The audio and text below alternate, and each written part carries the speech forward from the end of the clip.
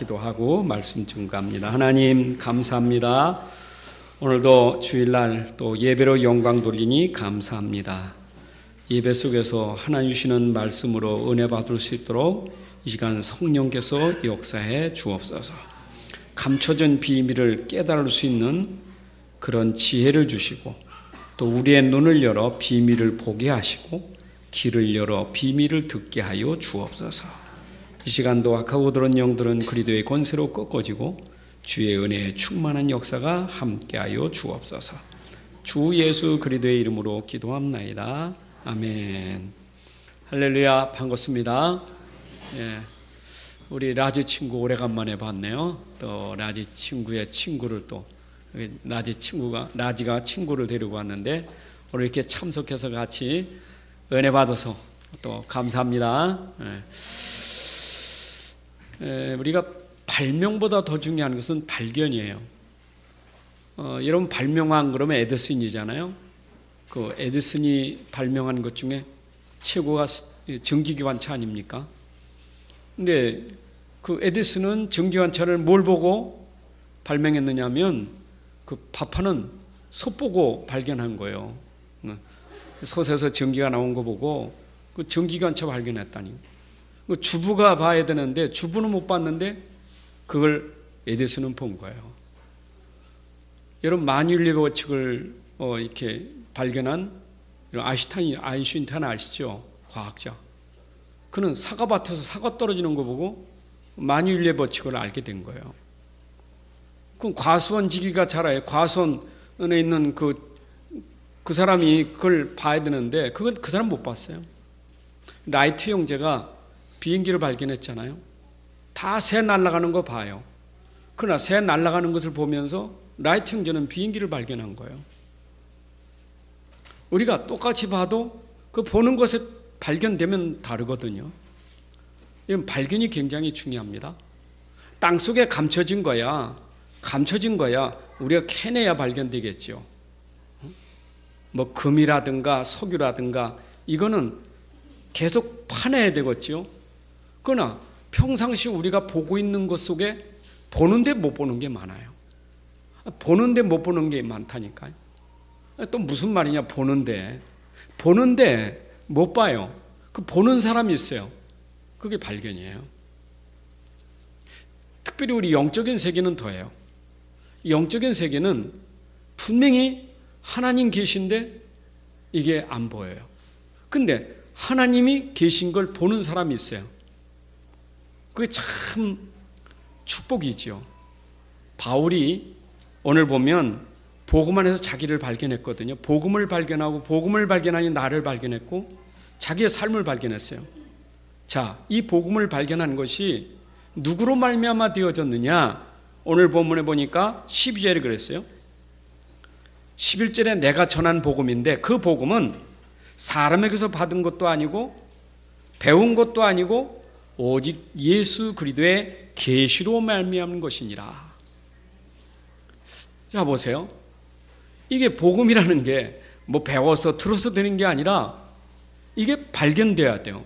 근데 계시라는 것은 비밀이요, 감춰진 거예요. 여러분 계시의 원어 뜻은 우리가 무대에서 극하는 사람들이 무대 뒤에서 자막이 쳐졌을 때 뭐 의자 갖다 놓고 막 하잖아요. 다 끝나면 쫙 걷어내잖아요. 그 걷어낼 때 그 보이는 게 계시예요. 감춰진 것은 못 보지만 싹 여는 순간 보이잖아요. 똑같아요. 이 하늘의 영적인 세계는 감춰지만 싹 열려지는 순간에 보이는 거예요. 여러분 요한계시록에도 그 계시록이 요한이 다 못 보는데 싹 열렸는데 본 거예요. 자, 우리는 분명히 성경 속에서 하나님도 보이고 예수님도 보이고 성령도 보이는 게 복음이잖아요. 나도 보이고 모든 게 다 보여져요. 이게 성경이에요. 근데 어떻게 봅니까? 요거는 믿음으로만 볼 수 있는 거예요. 하나님 말씀을 믿음으로 눈이 열려지게 되는 거예요. 그러니까 믿지 않고는 절대로 눈이 안 열려요. 그래서 하나님 말씀에 기록된 것을 믿는 순간 그 말씀 속에 있는 비밀이 깨달아진다 이 말이요. 보인다, 깨달아진다, 이해된다 그 얘기예요. 알게 되더라 그 말이요. 여러분 하나님 말씀 들을 때, 읽을 때, 전달될 때 그걸 믿음으로 이게 이해되는 거예요. 깨달아지는 거예요. 그래서 이건 사람에게서 배우는 것도 아니에요. 이건 사람이 가르쳐드리는 게 아니라 하나님의 은혜로, 믿음 속에 하나님의 은혜로, 믿음도 은혜지만 믿음 속에 하나님의 은혜로 여러분들이 볼 수 있고 깨달아지는 거예요. 자, 그러면 성경 66권에서 우리에게 말하고 있는 그 말씀 속에서 우리에게 말하고 있는 복음이 뭐냐 이 말이에요. 하나님 말씀이 복음인데, 우리 기쁜 소식인데, 도대체 이 말씀은 복음이거든요. 절대 이 복음은 죽이는 거 아니요. 이 복음은 살리는 거지. 이 복음이 힘 빼는 게 아니요. 힘을 주는 거지. 이 복음은요, 여러분들에게 절망을 주는 게 아니요. 소망을 주는 거지. 이 복음은 낙심된 자에게 힘을 주는 복음이에요. 그러니까 하나님 말씀을 통해서 반드시 여러분들이 눈이 열려지면 소망이 생기고 힘이 생기고 살아나게 돼 있어요. 이게 복음이에요. 반대로 말하면 내가 이 복음을 모른다, 말씀을 모른다 하면은 나도 모르고 내 인생도 모르고 내 삶도 모르고 세상과 아무것도 모르는 자예요. 여러분 세상에 안다고 말하지만 안다고 하는 그 사람이 하나님 말씀 모르면 그게 아는 게 아니라 속은 거지. 그렇잖아요? 바울이 그랬잖아요. 바울은 세상 꼴로 말하면 지식이 대단한 사람입니다. 세상 지식 대단한 사람이에요. 배경이 대단한 사람이요. 그런 사람이 지금 얘기하고 있잖아요. 내가 사람에게서 배운 것도 아니고 사람의 가르침 받은 것도 아니고 내가 이 복음을 알게 되고 발견된 것은, 나를 알게 되고 내 사명을 알게 된 것은 바로 계시로 말미암아 된 것이다. 진짜 하나님의 은혜로 된 것이요. 근데 이걸 몰랐다. 나 몰라요. 인생이 나를 모르고 산다니까. 살면서 나를 모르고 산다. 나를 어떻게 합니까? 하나님 말씀을 통해서만 알게 돼요. 여러분 하나님 말씀을 통해서 내가 누구인 줄 알아요. 내 삶이 어떤 삶인지, 그 삶이 영원부터 이제 영원까지 모든 삶이 이 말씀 속에 다 들어가 있어요. 나보다 이전에 살던 사람들의 삶도 알게 되고, 내가 이 땅에 태어나기 전에 있었던 그것도 알게 되고, 오늘을 알게 되고, 내가 죽은 다음 영혼까지도 알게 되는 게 이 말씀이에요. 여러분, 그러니 이 말씀으로 나를 안다, 내 삶을 안다. 여러분, 나를 알고 내 삶을 알면 달라지는 거예요. 소크라테스가 자기도 모르지만 네 자신 알라고 우리에게 말했잖아요. 여러분, 자신을 안다는 게 얼마나 축복입니까? 그 유명한 철학자가 자신을 몰랐다니까. 근데 우리가 말씀 속에 자신을 발견했다. 얼마나 축복이겠어요. 여러분, 오늘도 말씀 듣다가 나를 찾기를 바랍니다. 자, 그러면 이 성경에서 우리에게 말하고 있는 그 말씀 핵심, 내용, 본질이 뭐냐? 우리에게 말하고 있는 것은 예수님을 제대로 알아라 그 말이에요. 여러분, 예수님을 제대로 알면 나를 알게 돼 있어요. 예수님 제대로 알아야 돼요. 그럼 예수님 누구냐? 이게 성경의 얘기예요. 우리 예수님, 여러분들 예수님 다 들었잖아요. 불신자도 예수님 알잖아요. 핍박자도 예수님 알아요. 핍박했던 사울도 예수님 알아요. 예수 믿는 사람 잡았다니까, 옥에 가뒀다니까. 예수님 알아요. 세상 사람 예수님 모르는 사람 없어요. 예수님 다 알아요. 석가를 하는 것처럼, 공자라는 것처럼 예수님 다 알아요. 그런데 도대체 그 예수가 누구냐? 그건 모른다 그 말이에요. 그래서 성경에 예수님이 누구냐라고 말한다면 구약 성경 때부터 예언해서 계속 알려줬는데 그분이 오셔서 자기가 누구인지를 우리에게 말씀하고 있어요. 짧은 시간에 성경 66권에서 예수님이 누구인지 설명할 시간이 없어요. 그러나 예수님이 직접 자기가 누구인지를 분명히 말하는 것이 사복음서인데, 보세요. 예수님은 내가 누구라 하세요? 나는 생명의 떡이다. 요한복음 6장. 요한복음 8장 나는 세상의 빛이다. 그죠? 요한복음 10장 나는 양의 문이다. 나는 선한 목자다. 그랬죠? 요한복음 11장 나는 부활의 생명이라고 그랬어요. 요한복음 14장 나는 길이요 진리요 생명이라고 그랬어요. 7번이나 자기가 누구인지 예수님이 자기를 증거하고 있잖아요. 무슨 얘기입니까? 여러분 오늘 믿으시기 바랍니다. 예수님은 생명의 떡이다라고 믿을 때 그 떡이 내게 발견되게 되는 거예요. 자 보세요. 지금 이 얘기를 한 것은 그 당시에 사람들이 떡, 만나, 떡, 빵, 배고플 때 빵이 필요해요. 떡이 필요해요. 배고프니까 떡 줘야지 빵 먹어야 되지요. 5천 명의 지금 사람들이 배고픈데 배고픈 사람에게 예수님은 지금 떡을 주는 거예요. 어린아이가 가져온 그 떡 5개, 물고기 2마리, 떡 5개 가지고 5천 명을 먹였잖아요. 그 떡만 줬습니까? 이스라엘 백성들이 광야에 있을 때 배고프니까 하늘에서 만나 떡을 내렸어요. 만나가 내려진 그 떡을 먹고 살았어요. 5천 명이 예수님이 기적으로 행하신 떡을 먹었어요. 그런데 그 떡 이면에 진짜 떡을 내가 그 떡이 아니라 나는 생명의 떡이다. 나를 믿는 자는 다시는 줄이지 않을 것이다.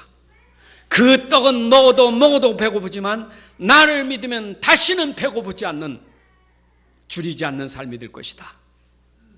여러분 이게 오늘 우리에게 말하고 있는 거예요. 자, 믿을 때 예수님은 누구요? 생명의 떡. 여러분 오늘 믿으면 그 떡이 여러분 속에 발견될 줄로 믿습니다. 아하, 그래서 나는 육신의 떡으로만 사는 게 아니라 바로 생명의 떡 예수로 말미암아 사는 것이다. 여러분 이렇게 발견되어야 내가 제대로 발견되는 거예요. 아멘입니까? 그러면 더 쉽게 얘기할까요? 예수님은 선한 목자, 나는 포도나무라고 했어요. 너희는 가지라고 했어요. 자 보세요. 여러분들이 포도나무 가지 잘 알잖아요. 가지하고 포도나무 끊어지 못하게 돼요. 가지가 나무에서 끊어지 못하게 돼요. 대답 좀 해. 같이 해야 되지. 아니 말라 죽잖아요. 가지는 나무에 붙어 있어야 되지. 그러면 절로 열매를 맺게 돼 있어요. 근데 이거는 잘 알아. 왜 우리가 포도나무, 내가 포도나무 농사를 짓지 않아도 이건 이론으로도 알잖아요. 아니 가지가 나무에 붙은 게 정상이지. 그래야 열매 맺죠. 알잖아요. 아는데 예수님 오래 나는 포도나무고 너희는 가지다. 이게 오늘 여러분들에게 진짜 깨달아져야 돼요. 보세요. 예수님은 나는 포도나무다. 너희는 가지다. 그 말은 나하고 너하고는 어떻게 돼요? 끊어지면 죽는다. 나를 떠나서는 너희가 아무것도 할 수 없느니라. 무슨 얘기입니까? 예수님 떠나면 아무것도 안 된다. 예수님 말씀을 떠나면 아무것도 안 된다. 인생이 예수님 모르면 아무것도 안 되는 거예요. 사람들이 되는 겁니까? 아니요. 예수 떠나고 말씀 떠나면 아무것도 안 되는 거예요. 역사가 지금까지 예수 모르는 사람 아무것도 안 되는 거예요. 되는 것 같은데 망해요. 되는 것 같은데 되는 게 없어요. 근데 안 되는 것 같은데 돼요. 안 되는 것 같은데 된다니까. 어느 날 보니까 열매가 맺어져. 내 인생의 열매, 내가 죽은 다음에도 후대의 열매, 영원히 열매가 맺어져요. 천국까지 열매가 맺어져요. 나를 떠나서는 너희가 아무것도 할 수 없느니라. 오늘 예수 믿어야 되는 겁니다. 여러분 성경이 얘기해요. 너무 쉬운 예화인데 이 말을 유대인들은 못 깨달아, 바리새인들은 못 깨달아, 지식인들은 못 깨달아요. 믿는 자만이 깨달을 수 있는 거예요. 여러분 인생은 지식으로 사는 게 아니에요. 인생은 돈으로만 사는 게 아니에요. 믿음으로 사는 것이지. 믿음으로 살아야 되는 것이지. 그렇잖아요. 지식은 애를 써야 돼요. 노력은 애를 써야 돼요. 애를 쓰는 것은 한계가 와요. 노력하는 한계가 와요. 결국은 되는 건데 나중에는 안 돼요. 왜냐? 노력은 한계가 오니까. 그런데 그냥 되어져요. 나는 주님만 믿었는데 한계가 없어. 나는 한계가 있지만 내가 믿는 예수는 한계가 없어. 그분은 능력이요. 여러분, 진짜 예수 믿은 한계가 없어요.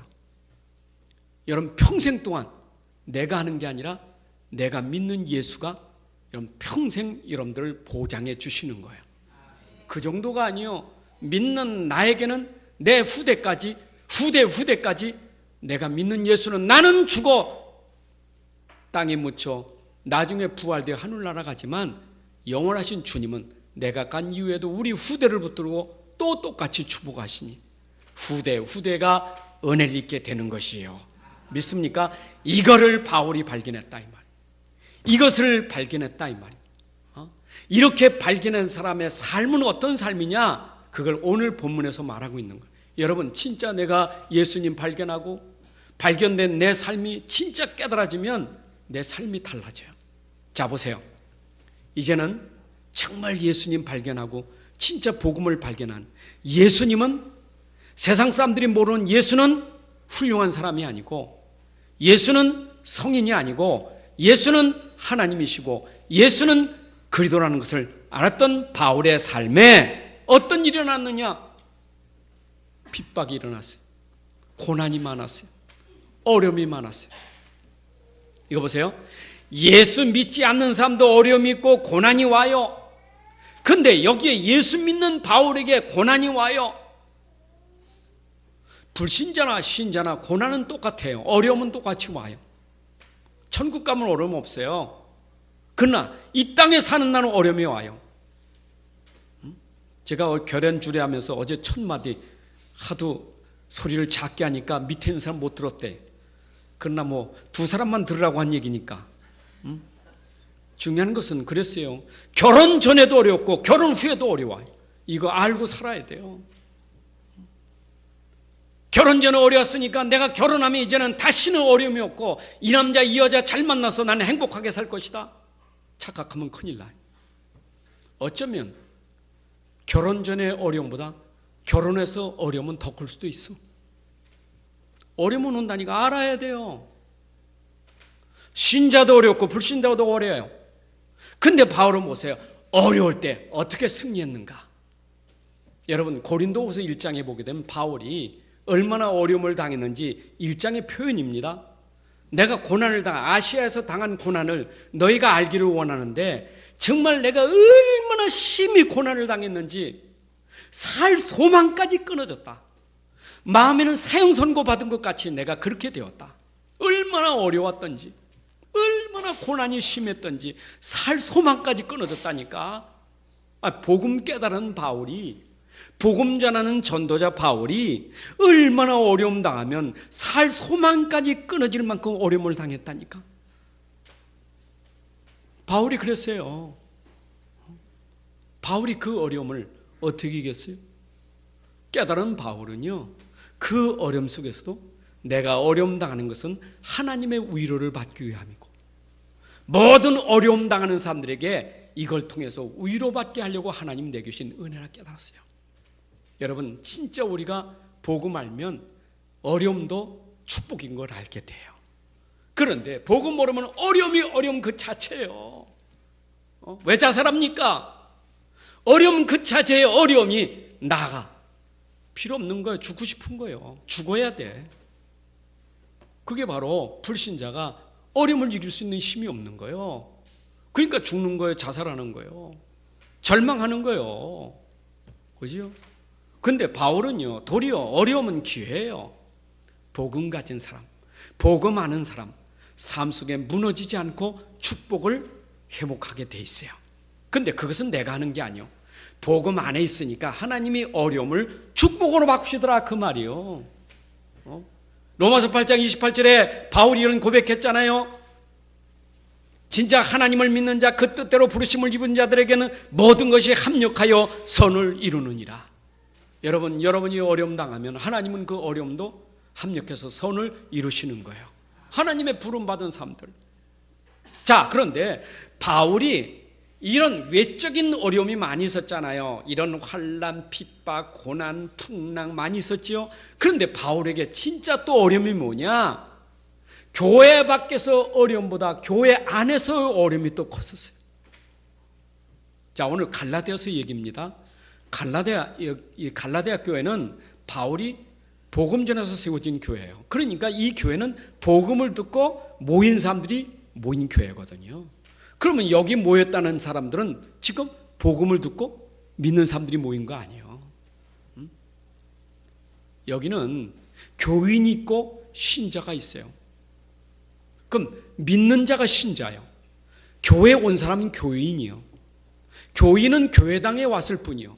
교회당에 온 것도 중요하지만 교회당에 들어와 신자가 돼야 되는 거예요.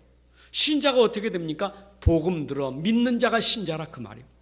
그럼 갈라디아 교회가 복음을 전했는데, 바울이 이 복음을 전했는데 그들이 복음을 듣고 믿어서 구원받아 모인 교회가 갈라디아 교회예요. 그런데 그 갈라디아 교회가 이 복음이 점점 희미해졌어요. 왜냐? 바울이 복음 전하고 이제 3차 전도여행, 1차, 2차, 3차 전도여행을 떠났잖아요. 1차 전도여행 때 세워진 교회인데 2차, 3차 전도여행을 떠나면서 3차 전도여행 소식을 들으니까 이 갈라디아 교회가 내분이 일어났다니까. 갈라디아 교회에 유대교에서 개종한 그리스도인들이 있었단 말이에요. 이때까지는 유대 종교를 믿다가 복음 듣고 유대 종교를 개종해서 복음 속에 들어왔다 이 말이에요. 종교를 개혁한 거예요. 이제는 유대교가 아니라 이제 그리스도교, 그리스도를 믿었다 이 말입니다. 근데 믿었는데 이 사람들에게 가만히 들어온 거짓 선생들, 이 거짓말하는 사람들이 들어와가지고, 야, 바울 그 사람은 사도 아니다. 사도는 예수님하고 함께 다니면서 예수님이 행하신 것을 본 사람이 사도지, 저 사람은 예수님 봤느냐, 예수 함께 다녔느냐, 저건 자칭 사도지 사도 아니요. 이러면서 바울의 사도의 권위를 무시한 거예요. 바울이 전한 복음이 희미해진 거예요. 이래가지고 자꾸 이 속에 들어온 이 사람들에게 가지고 있는 체질이 뭐예요? 종교 체질이라. 아니 또 율법적인 체질, 종교 체질이, 이걸 살살 건들면서, 야, 구원은 예수만 가지고 구원되는 게 아니에요. 율법도 돼야지, 전통도 있어야지, 이런 것도 지켜야 구원되는 것이지 예수만 믿어가지고 되는 게 아니거든.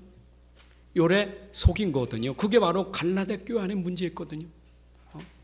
바울을 비방하면서, 바울을 지금 사도의 권위를 무시하면서 교회를 자꾸 흔드니까 바울이 진짜 이 교회를 향해서 강력하게 쓰고 있는 게 바로 갈라디아서예요. 여러분, 지난주에 말씀드렸지만 바울이 전한 복음 외에, 우리가 전달한, 사도들이 전달한 복음 외에 다른 복음을 전하면 어떻게 된다고요? 저주를 받을지어다. 사도들이라 할지라도 다른 복음을 전하면 저주를 받을지어다. 우리가 전한 복음 외에 다른 복음은 없나니, 천사라 할지라도 천사가 다른 복음을 전하면 저주를 받을지어다. 다른 복음 없다. 다른 복음 없어요. 우리에게 오직 복음은 예수 그리스도를 믿음으로 말미암아 구원받는 것. 예수님만이 우리의 구원의 주예요. 여러분, 예수 믿으면 됩니다. 예수는 하나님의 아들이십니다. 예수는 모든 문제 해결하신 그리스도이십니다. 여러분, 십자가에 죽으실 때 예수님이 다 이뤘다고 죽으실 때 여러분 인생 문제를 다 끝냈기 때문에 누가 와서 다시 죽을 필요가 없어요. 누가 또 십자가에 죽을 필요가 없어요. 그 십자가로 단번에 인생 문제 다 끝내셨다 이 말이요. 이게 복음이에요. 여러분, 이 사실을 여러분들이 깨닫고 믿는다면 여러분들에게 어떤 축복이 임합니까? 모든 문제 끝난 그 축복이 여러분 속에 임하게 되는 거예요. 그게 내 삶이요. 그게 내 인생이 되는 거예요. 바울이요, 이거 깨닫니까 그러게 말이요. 이때까지는 내가 이것도 문제 저것도 문제인 줄 알았는데 내가 복음을 하니까 문제가 없구나. 문제가 아니다. 이건 문제가 아니다. 그러니까 바울이 흔들립니까? 신앙이 흔들리질 않아. 어떤 상황에도 흔들리질 않아요. 오늘 성가대 찬양을 불렀죠. 죽어도 괜찮고 살아도 괜찮고. 여러분, 로마서 14장 8절 말씀 아닙니까? 내가 진짜 복음 깨달으면 살아도 복음, 죽어도 복음. 사는 것도 죽는 것도 복음 안에서는 아무 문제될 게 없어요. 그죠? 이런 빌립보서 1장 20절 21절도 그랬잖아요. 바울이 내가 살아서 주님의 이름이 존귀된다면 사는 것도 유익하고 죽어서 주님의 이름이 존귀되면 죽는 것도 유익하니 나는 사나 죽으나 주님의 것이라. 주님의 이름을 존귀케 하는 자라 이 말이에요. 여러분 이것은 복음 깨달은 사람이요. 정말 복음 발견하면 여러분 진짜 내가 예수 그리스도를 발견하면 나에겐 아무것도 문제될 게 없어요. 죽어도 괜찮고 살아도 괜찮고 손해나도 괜찮고 이익돼도 괜찮고 아무 상관없어요. 세상은요 여러분들 속이는 게 뭡니까? 야 손해보지 마. 왜 손해보고 살아? 왜 죽으려고 해? 죽으면 안 되지. 살아야지. 그렇죠? 우리를 자꾸 속이잖아요. 죽을 땐 죽어야 되고 손해볼 땐 손해보는 게 그게 복음이지. 안 그래요? 야 어려움 당하냐? 왜 어려움을 당하냐? 살아야지. 예, 복음은 어려움 당할 때 어려움을 당하는 게 복음이에요.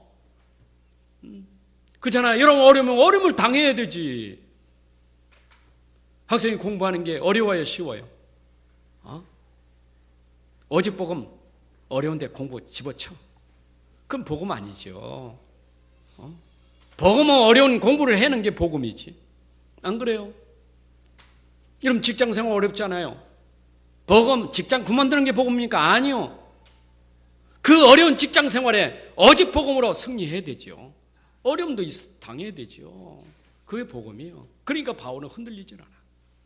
이래도 저래도 흔들질 않아. 그게 복음의 능력이에요. 그러니까 이런 사람이 이 복음을 전하는데 전도하고 선교하는데 누가 막을 자가 있겠어요? 누가 바울의 길을 막을 수 있겠어요? 여러분 오직 복음 믿는 사람은요 아무도 막을 자 이건 못 말려. 여러분 키 큰 아이하고 작은 아이하고 싸울 때 우리는 생각할 때 키 큰 아이가 작은 아이 이길 수 있겠죠. 옛날부터 그러잖아요. 조그만 고추가 맵다고. 아무리 작아도요 키 큰 사람 앞에서 죽여라 그러면 제일 무서워해. 죽이려면 죽여. 제일 무서워한다니까. 그러니까 어이구 한 방에 그냥 죽여. 건들지는 못해. 여러분 죽이라는 사람 못 말려 이거는. 에스더 그랬잖아요. 죽으면 죽으리라. 여러분 복음 때문에 죽겠다면 못 말리는 거예요. 안 그래요? 주기철 목사님 아닙니까? 일사가고 한 번 죽는 거 뭐 정해진 건데 까짓 거 죽으면 죽는 거지 누가 말리겠어요? 이런 그게 아무나 되는 겁니까? 흉내도 못 내거든요. 복음 보는 사람 흉내도 못 내는 거예요. 인생이 흉내로 사는 게 아니잖아요. 본질로 사는 거지. 이러면서 가식적으로 그래 난 죽어도 그런 가식과 진짜는 다르잖아요. 아이고 목사지만 나도 거짓말할 수 있어요. 내 속에는 아닌데 거짓말할 수 있어요. 말은 번들하게. 근데 알잖아요. 거짓말하는지 진짜인지. 정말 복음 알아보세요. 진짜 복음 알아보세요. 찬양이요. 죽어도 괜찮고 살아도 괜찮고 부르고 그렇게 살아야 돼. 그렇게 살라니까 복음 안 되면 그건 눌려. 복음 안 되면 그것 때문에 눌려요. 왜 눌려? 종교 율법 때문에. 그럼 못 벗어나서 그래요. 종교 율법 벗어나야지. 그게 뭐 감사하지. 여러분 이것이 다 하나님의 은혜예요. 하나님의 은혜가 아니면 절대 깨달을 수 없어요. 오늘 이 은혜 받기를 바랍니다. 여러분 이 은혜만 받으면요. 여러분 세상 사람들이 지금 하나님의 은혜 모르고 사니까 힘들지. 힘들지 않습니까? 이번 11월 달 기도초 보니까 뒷면에다 누가 아주 썼다니까. 2014년 9월 달에 성인 1000명 대상으로 설문조사 했잖아요. 성인 1000명을 성인조사 했다니까. 성인 대상으로 설문조사 했다니까. 야 10억 줄 테니까 감옥에 들어가서 1년 정도 살 수 있겠느냐? 감옥에 들어갈 땐 죄를 져야지. 좀 잘못해야지. 그래 잘못하고 죄 짓고 들어가서 1년 정도 살면 10억 줄게. 오케이. 그게 34%. 10명 중에 서너 명이요. 여러분 인생이 그렇게 가치없는 인생 되면 안 돼요. 돈 때문에 인생이 이래 되면 되겠어요? 안 그래요? 일부러 죄 짓고 내가 10억 벌려고 그게 인생입니까? 우리는 모르고 죄 질 수 있어요. 모르고 할 수는 있지. 그는 알고는 내가 10억 때문에 알고 죄 짓는다. 그거는 인생이 아니에요. 본질을 놓치면 안 되잖아요. 정직하게 사는 거 알아요. 그러나 일부러 우리가 거짓말해서는 되겠어요? 내가 거짓말을 정직하게 한다고도 거짓말하는데 중요한 거는 본질이잖아요. 하나님의 은혜가 임해야 여러분들 인생이 달라지는 거예요. 아, 그렇습니까? 하나님의 은혜. 바울 보세요. 뭐라고 말합니까? 13절에 내가 이전에 그 말은 내가 하나님의 은혜 받기 전에는, 내가 복음 깨닫기 전에는 이 말이요. 여러분, 바울이 복음 깨닫기 이전에 사울일 때 어떻습니까? 여러분, 우리가 복음 받기 이전에 에베소 2장 1절부터 10절에 분명히 우리가 복음 받기 전에 어떤 사람이었느냐? 허물과 죄로 죽었던 너희들이라 이 말이요. 바울이 복음 알기 전에, 은혜 받기 전에는 죽었던 사람이요, 죽을 뻔한 사람이야. 죽었던 사람이요. 아니, 몸이 살았는데 무슨 죽었느냐? 아니, 살았는데 뭔 죽음이냐? 그러나 분명히 산자 같으나 죽은 자야. 요한계시록 3장에 보면 살아있습니까? 실상은 죽은 자예요. 죽은 자가 뭡니까? 육은 살았지만 정신이 죽었어요. 영이 죽었어요. 살아가는 게 죽은 삶이요. 맨날 죽고 싶다. 아, 죽고 싶어. 미치겠다. 살맛도 안 난다. 죽은 사람이지. 그럼 산 사람은 죽은 사람이죠. 안 그래요? 이게 아이고 죽고 싶어. 아, 미치겠어. 그 죽은 사람이죠. 영이 죽어서 그래요. 여러분, 영혼이 죽으면 죽은 사람이요. 죽은 사람은 영적으로만 하나님 몰라요. 하나님 몰라. 영이 죽었는데, 영이 죽었는데 영이신 하나님을 알게 되겠습니까? 몰라요. 영이 어디 있어? 하나님이 어디 있어? 지옥이 어디 있어? 천국이 어디 있어? 영이 죽은 사람 몰라요. 허물과 죄로 죽었던 너희들. 그러니까 이 사람이 영은 죽었는데 참 이상하지. 귀신을 숭배하고 있다니까. 세상 풍속을 따라하고 공중거센 잡은 따라다니며 귀신을 숭배하고 있어요. 세상 풍속은 따라간다니까. 구태야 되고 점쳐야 되고 부적 붙이고 전부 이건 한다니까. 가서 우상 앞에 빌고 그건 한다니까. 하나님 어디 있어? 귀신이 어디 있어? 그러면서 빈다니까. 맞아요? 어불성설이지. 말도 안 되는 소리. 여러분, 진짜 웃긴다니까. 사람이 영이 죽으면 이상해요. 하나님 모르고 속아요. 하나님의 진노 아래 있다 이 말이요. 진노 아래 있다는 말은 뭡니까? 진노 아래 있다. 진노가 왜 있어요? 이거 뚝 떨어지면 그냥 되는 거예요. 위에 진노가. 우린 진노가 아니라 하나님의 영광의 빛 아래 있지. 안 그래요? 여러분, 하나님의 축복 아래 있고 이 사람은 진노 아래 있고. 여러분, 복 받을 사람은 축복 아래 있는 사람이 복 받는 거고 진노 아래 있는 사람은 되는 것 같은데 어느 날 진노가 다 망하는 거예요. 바울이 그런 사람이었다.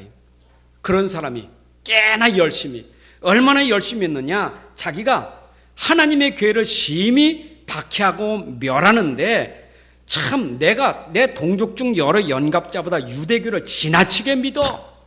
유대교를 믿는데도 유대교를 지나치게 믿어. 종교를 열심히 특심히 믿어. 내 조상의 전통에 대하여 내가 더욱 열심히 했으니 이게 바울이요. 여러분 보세요. 복음 먹게는 그게 전부인 줄 알아. 그게 최고인 줄 알아. 응? 자기 하나님 진짜 믿는 줄 알지. 진짜 자기 하나님 아는 줄 알지. 근데 예수 믿는 사람 잡아 죽이잖아요. 자기는 하나님 앞에 큰일 한다니까. 응? 이게 바울이 깨닫지 못했어. 여러분, 지금도 똑같아요. 이게 바울이 가지고 있었던 영적인 문제가, 그 12가지 하나님 떠난 문제가 바로 이렇게 잡혀서 살아가게 되는 거예요. 이 땅에 있는 사람들이 뭐 사울같이 그런 종류도 있지만은 하나님 떠난 사람들이 지금 살아가는 모습이 전부 이런 거예요. 얼마나 불쌍합니까? 그런데 뭐라 했어요? 15절 그러나 라고 나옵니다. 이전에 그러나 그랬어요. 하나님의 은혜예요. 여러분, 이런 날을 하나님이 오늘 은혜 주신 줄로 믿습니다. 에베소 2장 1절부터 여러분 4절까지 분명히 하나님 떠난 자들이 불행하세요. 그러나 하나님의 은혜, 긍휼의 풍성한 그 은혜, 그 사랑으로 말미암아 우리가 구원을 얻었나니. 여러분, 우리가 아직 죄인 되었을 때 십자가에서 그리스도가 죽으심으로 하나님이 우리에 대한 자기 사랑을 확장하셨다고 했어요. 여러분, 우리가 아직 죄인 되었을 때 하나님 우리를 사랑하셨어요. 그 크신 사랑으로 우리를 구원해 주신 줄로 믿습니다. 여러분들, 은혜 받은 것 중에 최고의 은혜가 무슨 은혜냐? 구원의 은혜예요. 구원의 은혜. 죄에서 빠져난 게 은혜예요. 아멘입니까? 마귀 손에서 빠져난 게 은혜예요. 지옥의 권세에서 빠져나온 게 은혜예요. 반대로 말하면 누가 죄의 권세를 이기며 누가 사단의 권세를 이기며 누가 지옥의 권세를 이길 수 있습니까? 누가 나를 거기서 건져낼 수 있겠습니까? 누가 할 수 있겠어요? 이것은 하나님의 은혜, 그리스도의 은혜가 아니고는 안 된다 이 말이에요. 여러분, 그래서 우리는 그리스도의 은혜로 이 축복을 받은 줄로 믿습니다. 자, 그래서 6절에 보면 뭐라 했어요? 그리스도의 은혜로, 그리스도의 은혜로. 누구의 은혜로? 그리스도의 은혜로 너희를 부르신 이를 이같이 속기 또나 다른 복음을 따르는 것을 내가 이상하게 여기노라. 내가 그리스도의 은혜로 이런 축복을 받은 복음 가진 사람인데 어째 다른 소리 듣고 다른 복음 듣고 떠나는 건 내가 이상히 여기노라. 여러분, 구원받은 사람이 다른 소리 들으면 안 돼요. 안 그래요? 여러분 가진 복음 듣고 다른 소리 들으면 안 돼요. 내가 구원받은 건 완전한 구원이요. 내 안에 가진 복음은 모자라지 않는 완전한 복음이요. 이것 말고 다른 소리 듣는 것은 이 복음이 모자라서 그런 거예요. 안 그래요? 이런 받은 은혜가 모자라면 은혜 있다 하니 다니지. 은혜는 지금 내 안에 있는데. 안 그래요? 내 안에 은혜 있잖아요. 그리스도의 은혜, 하나님의 은혜, 구원의 은혜. 믿습니까? 믿습니까? 이런 받은 은혜 누리셔야 돼요. 이걸 모르니까 맨날 은혜는 모르고 축복은 모르고 맨날 주시옵소서, 은혜를 주시옵소서, 축복을 주시옵소서. 받은 은혜 누리시기 바랍니다. 그리도 은혜에서 날마다 주시는 은혜를 우리가 받아야 되겠지만 이미 여러분들 받은 축복을 누리는 게 참 중요해요. 참 이상하죠. 사람은 원망 불평이 많은 게 가진 걸 놓쳐서 원망 불평 많은 거예요. 가진 걸 놓치면 원망 불평이 많아. 그 참 사람이 그만큼 가졌으면 됐지. 보세요, 어린아이들 과자 하나 지어지지요. 그 요건 저 동생한테 줘야 돼. 근데 요거는 딱 여기다 놓고, 요건 딱 내놓으라는 거예요. 내놓으라는 거예요. 너 줬잖아, 이건 동생 거지. 아니요 하고 운다니까. 요 준 건 몰라. 또 내놓으라는 거지. 똑같아. 복음까지. 복음 모르면 받아놓고는 내놓으라는 거예요. 다 줬잖아. 줬잖아. 좀 감사 좀 해라 좀. 근데 그거는 갖다 딱 내놔요. 내놔.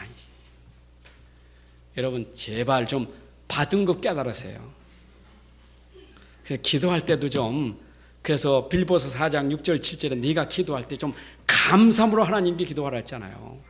좀 감사합니다 하고 아버지 좀 그래야 되지. 아버지 이럴 수가 있습니까? 시작이 그러면 되겠어요? 감사 기도하세요. 그러니까 기도도요, 막 행복한 것은 감사 속에 기도에 행복해. 자 보세요. 이렇게 은혜를 받은 바울이 완전 사람이 변한 거예요. 핍박자가 전도자로 바뀌는 축복을 받았잖아요. 여러분 보세요. 사도행전 8장 3절에 보게 되면 바울이 어떤 사람이었느냐.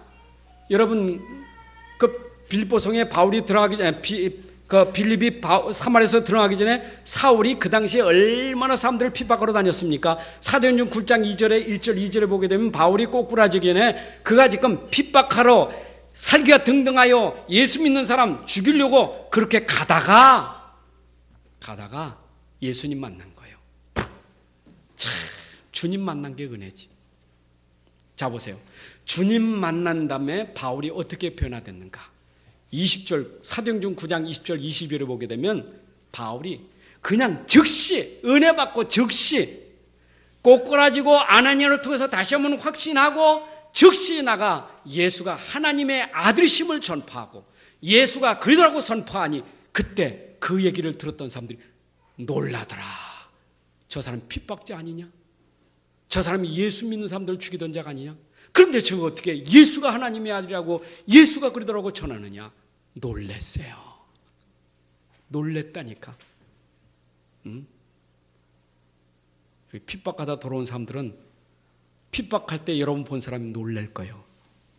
저 사람이 어떻게 예수 믿었는가?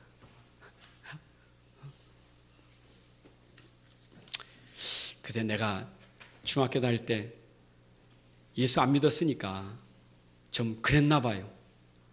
근데 내가 목사 돼서 목사 친구를 만나니까 목사 친구가 야, 난 중학교 다닐 때 늘 보니까 야, 진짜 네가 목사 됐다는 게 난 신기하고 놀랍다.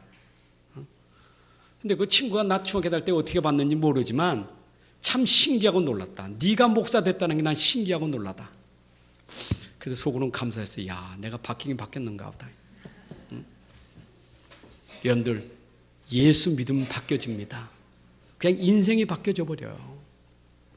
교도소에서 교도 행정으로 바뀌어지는 게 아니라 복음으로 바뀌어요. 다시는 안 들어가요. 교도소 만드는데 또 들어가잖아요. 자꾸 들어가잖아요. 자꾸 지어야 되잖아요. 교도소가 모자라 지금 비좁아가지고 지금 막 어떤 국회의원은 봐라 교도소가 얼마나 비좁은지 신문지 2장 깔아놓고 누워가지고 봐라 요렇다.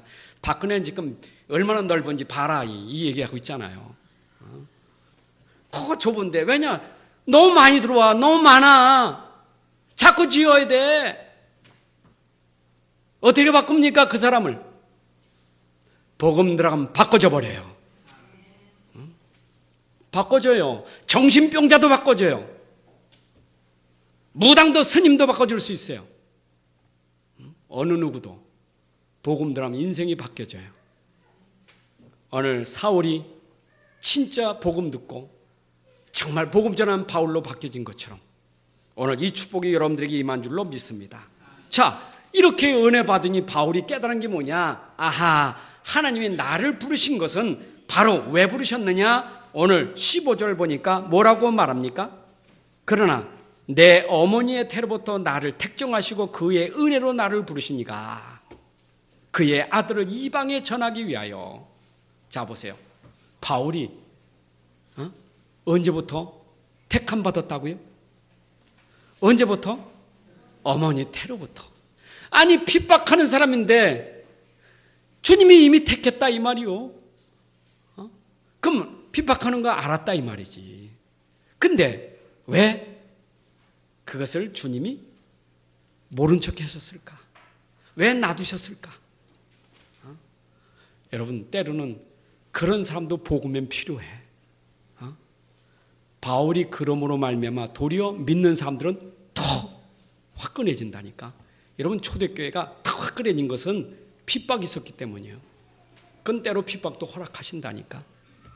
그렇죠? 그런데 내가 오늘 핍박자가 아니라 복음을 전하게 된 것이 이미 하나님이 나를 어머니 태로부터 택정하셔서 나를 부르셔서 이방인에게 복음을 전하게 하여 하나님 나를 부르셨다. 여러분 사도행전 9장 15절에도 보게 되면 아나니에게 주님이 직접 말씀하셨죠.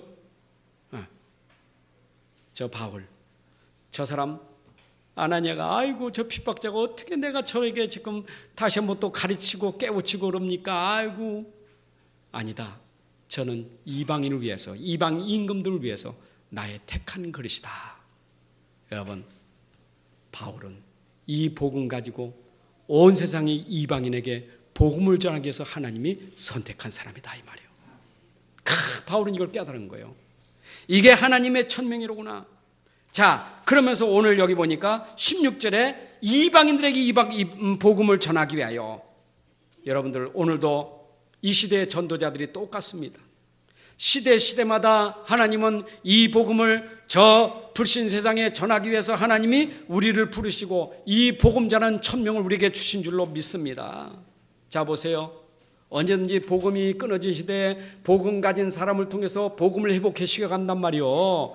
있잖아요. 노아 시대에 다른 사람들이 참 복음 놓치고 다 온갖 죄악과 타락 속에 빠졌을 때 노아라는 사람 딱 불러내가지고 그를 통해서 복음이 뭔지를 설명하잖아요. 그죠? 아브라함을 딱 불러내가지고 아브라함을 통해서 복음을 설명하잖아요. 아브라함, 이삭, 야곱, 요셉을 통해서 복음을 가지고 설명하잖아요. 하나님은 시대마다 복음이 끊어지면 언제나 복음 가진 자 가지고 복음을 온 세상에 설명하는 정의로 하나님이 세우셨어요. 그죠? 애굽 시대에 이스라엘 복음 놓쳐가지고 노예가 됐다니까. 그때 복음 깨달은 모세를 가지고 복음이 뭔지를 설명했다 이 말이에요. 그죠? 다윗 시대의 블레셋을 통해서 계속 복음 없으니까 계속 어려움 당하잖아요. 막 인본주의 쓰고 사람이 막 군사 동원하고 뭐 칼과 창을 들고 나오잖아요. 그러나 복음 깨달은 다윗은 다르잖아요. 칼과 단창이 아니라 이 말이에요. 복음이라 이 말. 그러니까 그 시대 복음 가지고 온 세상에 복음이 능력 있음을 설명했잖아요. 그렇죠? 골리앗도 블레셋도 다시는 들어오지 못하도록 완전히 꺾는 설명을 복음으로 설명했잖아요. 그렇죠? 포로 시대 이사야를 부르고 다니엘을 불러내서 복음을. 그러면 이 시대 복음이 희미해지고 복음이 없어지는 시대, 복음 가진 우리를 가지고 이 시대에 복음이 뭔지를 설명하는 게 하나님의 계획이에요. 그렇다면 오늘 여러분들이 있는 그 자리가 이 복음을 설명하기 위해서 우리를 부르셨다. 그리고 우리에게 복음을 전하는 천명과 사명을 주셨어요. 그렇다면 우리는 이 시대 내가 있는 그 자리에서 내가 있는 그 사람을 그 장소에서 살리는 복음의 사명자가 되기를 주의 이름으로 축원합니다. 여러분 진짜입니다. 왜냐? 우리 현장에 지금 사람들이 복음이 끊어졌다니까. 복음 몰라서 그런 거예요. 복음이 없어졌다니까. 복음이 희미해졌다니까. 복음이 없어지고 희미하니까 불신자 상태예요. 불신자인지 신자인지 구분이 안 돼. 옛날에 아브라함은 그렇지 않았는데, 노아는 그렇지 않았는데, 다니엘은 그렇지 않고, 바울은 그렇죠. 초대교회는 그렇지 않은데 왜 우리는 신자라고 하면서 왜 그럴까? 바울이 누렸던 그 복음을 우리가 회복한다면 우리로 하여 이 땅에 끊어진 복음을 회복하는 주역으로 우리를 세우신 줄로 믿습니다. 여러분 가정에 복음이 회복되어야 돼요. 그래서 이 복음의 흐름이 계속 흘러가야 돼요. 내게 있는 복음이 우리 가정에 계속 흘러가려면 여러분들 증인이 돼야 된다 이 말이에요. 자, 그러면 이 복음은 누구도 막을 수 없는 거기 때문에 복음은 전파가 끊어져야 안 끊어져요? 안 끊어져요. 왜냐? 땅끝까지 복음이 전파되어야 온 세상에 복음이 전파돼 끝이 오기 때문에 복음은 계속 전달되게 돼 있어요. 복음은 옛날부터 지금까지 지구가 멸망할 때까지 계속 복음을 흘러가고 있습니다. 그러면 복음이 흘러가는 그 자리에는 응답이 계속 와야 하나요? 복음이 가는 곳마다 응답이 오게 돼 있어요. 복음이 가는 곳마다 말씀이 이루어집니다. 언약이 성취됩니다. 기도 응답이 됩니다. 거기에 증거가 옵니다. 그러니까 복음이 있는 곳에는 반드시 하나님의 응답이 오게 돼 있어요. 자, 보세요. 그러니까 바울은 이걸 깨달으니까 육신 세상, 육신적인 거, 세상력, 물론 육신 세상 무시하는 게 아니에요. 영주주 애들처럼 육신을 우리가 뭐 고깃덩어리처럼 육신을 뭐 그냥 그렇게 비하하는 게 아니에요. 우린 육신도 필요하지만 그걸 넘어 그걸 초월하여 복음 붙잡았던 바울, 중심이 복음이요. 그러니까 이는 복음을 전하기 위해서 자기 혈육과 의논을 하지 아니하고, 그리고 자기 연갑자 사도들에게 가지 아니하고 그는 다메섹으로 가서 자기가 핍박하던 그 현장에 복음을 전하는 천명과 소명과 사명을 발견하게 되는 거예요. 여러분, 우리가 진짜 복음 중심이라면 내가 혈육이 아니라 선배가 아니라, 혈육도 선배도 중요하지만 이 복음을 전하기 위해서 자기는 지금 하나님이 원하시는 자리로 가더라 그 말이에요. 자, 그런데 가는데 바울이 가는 길이 쉽질 않아. 막히는 게 많아. 바울이 복음을 전하가면 문이 막히기도 합니다. 때로는 방해자들도 있습니다. 그러나 그 어떤 문도 그 어떤 방해도 바울이 가진 복음은 막을 수가 없어. 바울은 막을 수 있지만 복음은 막을 수가 없는 거예요. 우리가 가진 복음 가는데 막힙니까? 나는 막을 수도 복음 막을 수가 없어. 그래서 하나님은 그 복음으로 막히지만 다른 길이 있어요. 그렇죠? 그건 나는 심부름만 하면 돼요. 나를 막으니까 하나님이 다른 길을 열 때 난 심부름만 하면 돼. 그렇죠? 돌아가면 되고 기다리면 되고. 근데 하나님은 복음을 막았는데 다른 길에 하나님이 더 큰 응답을 준비해 놓으셨어. 중요한 것은 내가 아니라 내 안에 복음은 막을 수 없기 때문에 여러분들 가는 길마다 문이 막히면 더 큰 문이 열려질 것이고, 여러분들에게 어떤 응답 빠지마. 응답보다 더 큰 응답도 준비되어 있어요. 응답 넣어 또 다른 응답이 준비되어 있습니다. 아멘입니까? 그렇다면 지금도 진행 중인 이 복음 흐름, 이것이 세계 복음화되는 그날까지 이제 우리는 이 속에 계속 있으면 돼요. 자, 보세요. 당시에 바울이 복음을 전하는데 그 복음 전할 때 그때 복음화되는 것이 아니라 250년이 지난 이후에 로마가 완전히 굴복되어지는 완전 복음화되는 역사가 일어났어요. 여러분, 우리가 지금 복음 전하는 것이 별로 효과가 없는 것 같고 별로 나타나는 것 같지 없는 것 같지만 여러분, 우리가 간 이후에 이 복음의 능력이 우리가 전하는 복음이 절대 헛되지 않고 반드시 그 증거와 응답이 올 줄로 믿습니다. 여러분, 그래서 우리는 정말 우리의 사명이 뭡니까? 여러분, 오늘도 하나님 앞에 서야 돼요. 사람 앞에 서지 말고 하나님 앞에 서야 돼요. 인생이 사람 앞에 설면 참 가치 없어요. 하나님 앞에 서야 가치 있는 인생이 되는 거예요. 사람 앞에 서 보세요. 내 인생이 어떤가? 뭔가 또 이렇게 잘해주기를 바라고, 뭔가 또 이제 사람 앞에 서면 뭔가 또 부럽기도 하고 또 교만하기도 하고. 사람 앞에 서면 하나님 앞에 서셔야 돼요. 눌릴 것도 없고 교만할 것도 없어요. 내 인생의 가치는 하나님 앞에서 코람되어 여러분, 하나님 앞에 서야 될 줄로 믿습니다. 서야 돼요. 아까 얘기처럼 내가 돈 때문에 내가 하나님 앞에서 부끄러운 사람 되겠어요? 내가 그 조그만 것 때문에 하나님 부끄러운 사람이 되겠어요? 내가 사람 앞에서야 그럴 수 있겠지만 하나님 앞에서는 부끄러운 사람 되면 안 돼. 하나님 앞에 서면 하나님이 야, 너는 내 앞에 진짜 너는 바른 믿음을 가졌구나. 하나님이 인정하시면 돼요. 안 그래요? 사람에게 인정받지 말고 하나님이 인정받으면 돼요. 너는 진짜 복음 때문이로구나. 나는 너 알겠다. 복음 때문인지 하나님 인정하시면 돼요. 그래서 얼만큼 하나님 앞에서 나의 진정한 생을 걸 만한 가치를 발견해야 돼요. 여러분들, 진짜 하나님 앞에서 내가 성을 걸 만한 가치가 뭔가? 여러분, 뭐에 여러분 생을 걸고 인생을 드려야 되겠습니까? 어떤 사람은 돈에 생을 걸고, 어떤 사람은 명예에 생을 걸고, 자리에 생을 걸고 사는 사람들이 있어. 여러분, 어떤 사람은 파도 타기에 생을 걸고, 어떤 산 올라가는 데 생을 걸고, 그건 취미나 그건 특별히 뭐 그렇게 할 수 있겠지만 여러분, 진짜 우리의 생을 거는 것은 복음 때문이에요. 복음 때문에 산을 올라가야 되면 산을 가야 되겠지. 복음 때문에 파도를 타면 파도를 타야 되겠지. 중심이 중요하잖아요. 내가 진짜 복음이냐, 내가 복음 때문에 내 생을 걸 건데, 여러분들이 진짜 모든 중심이 내 복음 때문이냐, 여기에 내 생을 걸고 살아야 돼요. 그런데 나는 왜 잘 안 됩니까? 나는 왜 잘 안 됩니까? 왜 이렇게 안 됩니까? 안 되는 그 시간이 여러분들에게 새롭게 시작하는 시간이에요. 안 된다고 하는 그 생각이 바로 여러분들을 회복하는 시간이요. 뭘 회복해야 되느냐? 그래, 복음은 된다. 그게 회복하는 시간이 돼야 돼요. 안 된다 말하지 말고 그래, 복음은 된다. 이걸 붙잡는 시간이 돼야 돼요. 이래도 안 되고 저래도 아니요. 그 시간이 하나님 나에게 진짜 복음 잡으라고 주시는 시간이요. 여러분, 오늘 결단하고 복음 붙잡으면 여러분들의 인생이 분명히 바뀌어질 줄로 믿습니다. 자, 오늘 중요한 말씀입니다.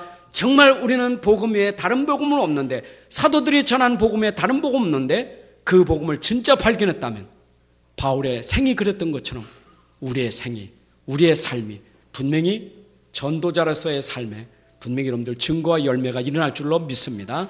하나님 아버지, 감사합니다. 오늘도 주신 말씀 마음속에 잘 각인 뿌리 체질되게 하셔서 이 말씀으로 내 인생의 가치를 발견하고 내 인생의 삶을 오늘도 하나님 주신 천명과 소명과 사명을 감당하는 복된 삶이 되게 하여 주옵소서. 주 예수 그리스도의 이름으로 기도합나이다. 아멘.